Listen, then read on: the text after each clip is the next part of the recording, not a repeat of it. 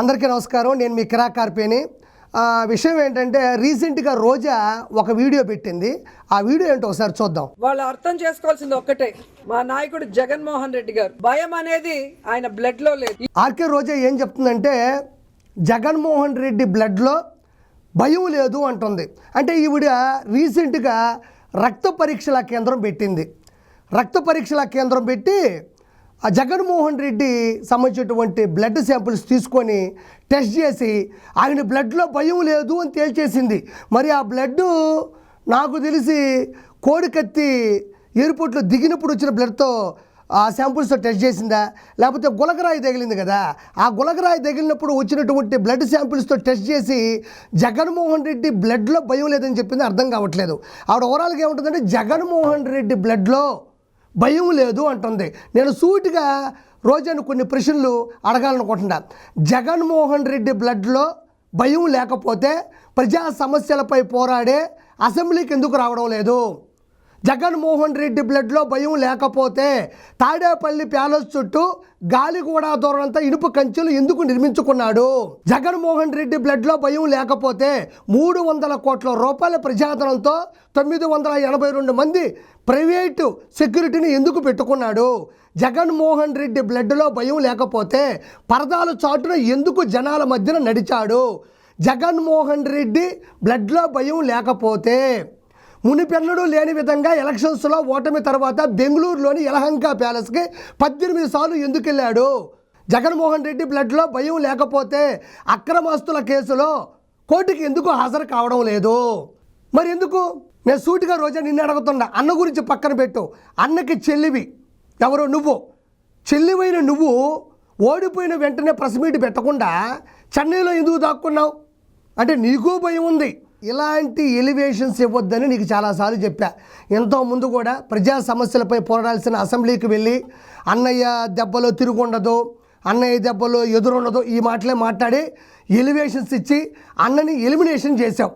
కాబట్టి ఏదైనా మాట్లాడేటప్పుడు నీతి నిజాయితీతో కూడిన మాటలు మాట్లాడని నేను మనస్ఫూర్తిగా కోరుకుంటున్నాను. ఇప్పుడు ఆవిడ చెప్పిన రక్త పరీక్షల కేంద్రానికి సంబంధించినటువంటి ఆ విషయం అయిపోయింది.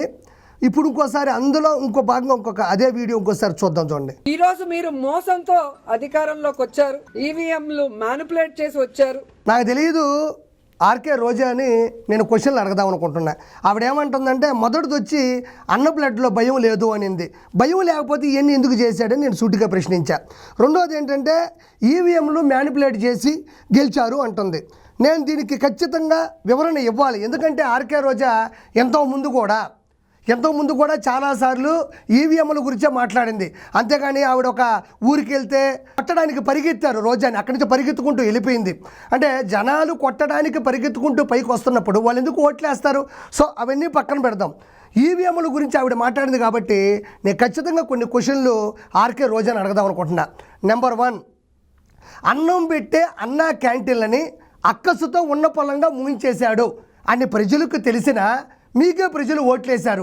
కాదు ఈవీఎం మిషన్లు మిమ్మల్ని మోసం చేశాయి. లక్షల టిట్కో ఇళ్లను పేదవాళ్ళకి ఇవ్వకుండా ఆపేశాడు అని ప్రజలకు తెలిసినా ప్రజలు మీకే ఓట్లేశారు.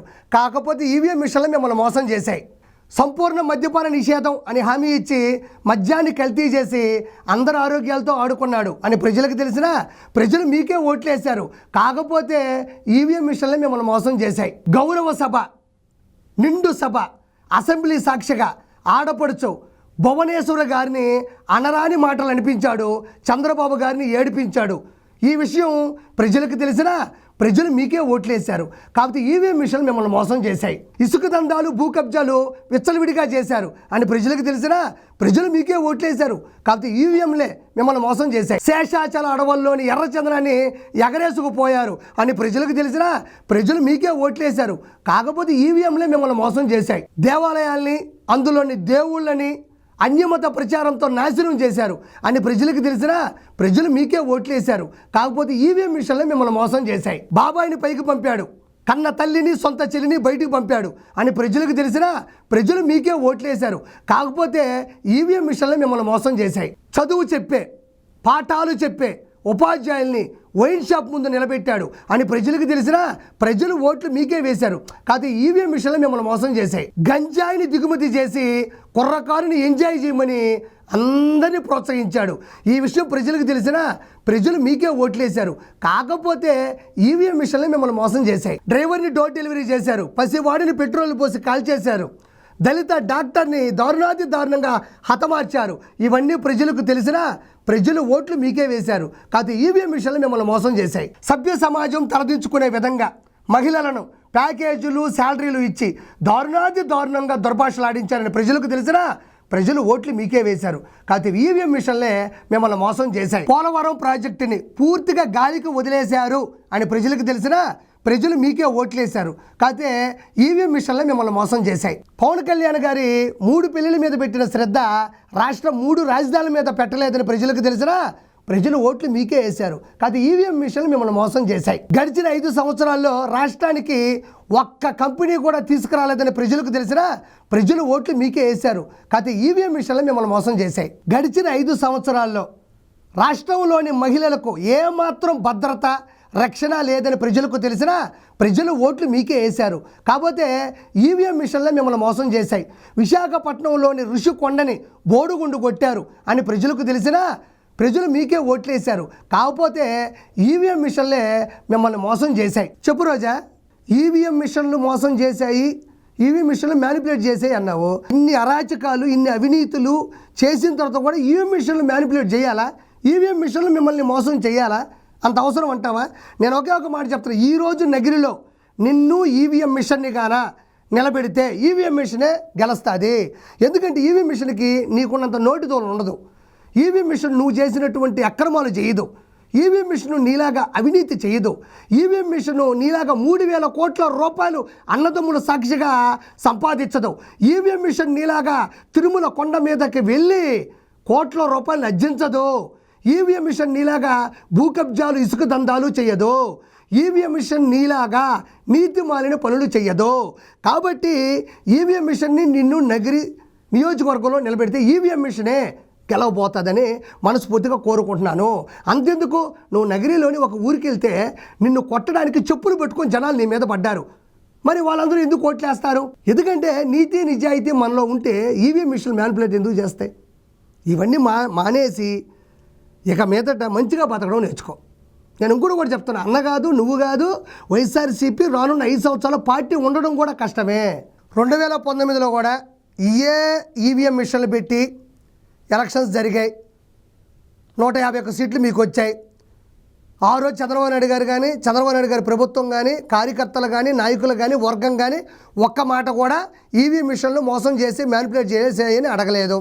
మరి అదే 2024లో 164 సీట్లు కూటమికి వచ్చిన తర్వాత జీర్ణించుకోలేక అదే ఈవీఎం మిషన్లతో పోలింగ్ జరిగితే ఇప్పుడు మాత్రం ఈవీఎం మిషన్లు మ్యానిపులేట్ చేసాయి, ఈవీఎం మిషన్లు చీట్ చేసాయని అడుగుతున్నారు.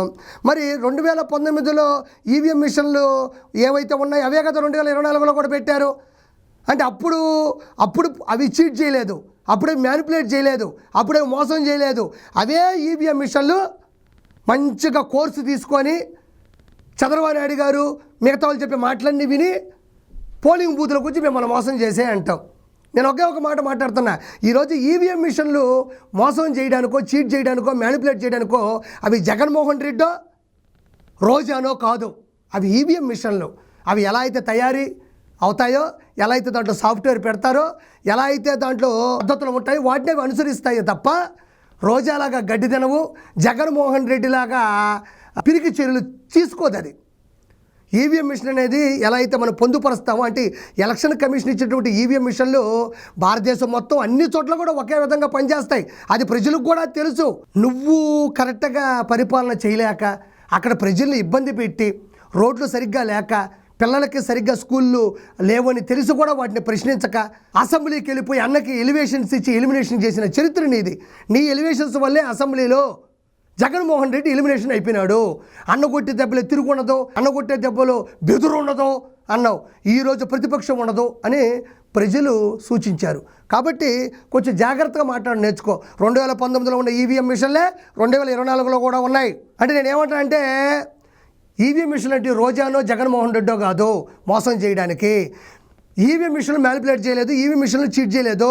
మీరు ప్రజల్ని మోసం చేశారు, ప్రజలు మీకు ఓట్లు వేయలేదు. కాబట్టి నువ్వు నోరు లేని వస్తువులు వాటికి ముంచి వాటి మీద ఏం వేయబాక. ఉంటా. Good bye.